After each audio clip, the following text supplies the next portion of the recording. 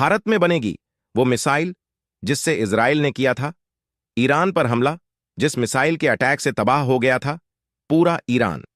उस मिसाइल का निर्माण अब होगा, भारत में होगा। वहीं भारत के दो तरफ उसके दुश्मन हैं, चाइना और पाकिस्तान।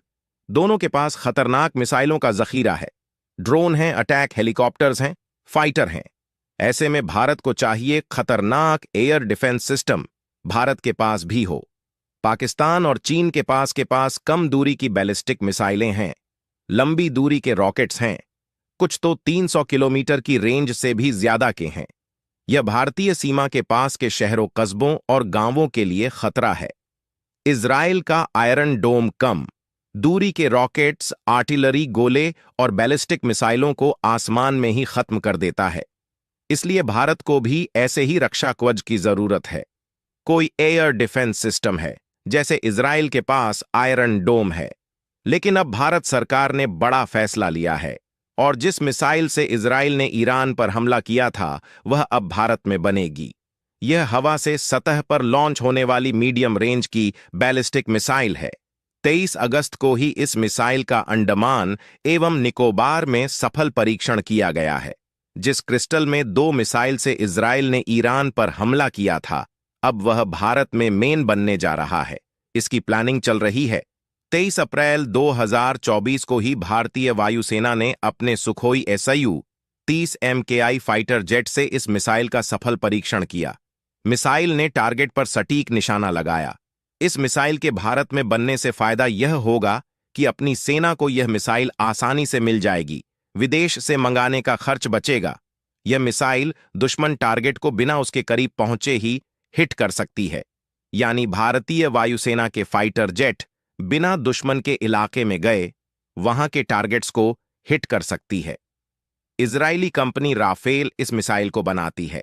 भारत इस प्रयास में है कि वह ट्रांसफर ऑफ टेक्नोलॉजी TT के तहत देश में ही करीब 100 मिसाइलों का निर्माण करेगी। यहां इस मिसाइल का निर्माण संभवतः कल्याणी ग्रुप कर सकता है। इस मिसाइल ने ईरान के S-300 एयर डिफेंस सिस्टम को ही बर्बाद कर दिया था। क्रिस्टल मेज 2 की रेंज 250 किलोमीटर है, यानी हवा से सतह पर मार करने वाली यह लंबी दूरी की बैलिस्टिक मिसाइल है। इस मिसाइल का वजन करीब 1360 किलोग्राम है। 15 फीट लंबी मिसाइल का व्यास 21 इंच है। इसके विंग स्पैन की लंबाई 6.6 फीट है। यह single stage solid rocket engine के जरिए उड़ान भरती है। इस मिसाइल के बनने और सफल परीक्षण के बाद यह बात पुख्ता हो गई है कि देश की सुरक्षा में यह मिसाइल महत्वपूर्ण भूमिका निभाएगी। मीडियम रेंज की मिसाइल का मतलब है कि यह 800 से 200-400 किलोमीटर की रेंज में हमला कर सकती है।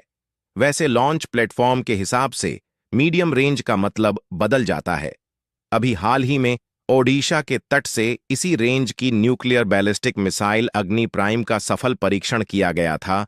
34.5 फीट लंबी मिसाइल पर एक या multiple independently targetable re-entry vehicle MIRV word लगा सकते हैं, यानी एक साथ कई टारगेट्स पर हमला कर सकते हैं।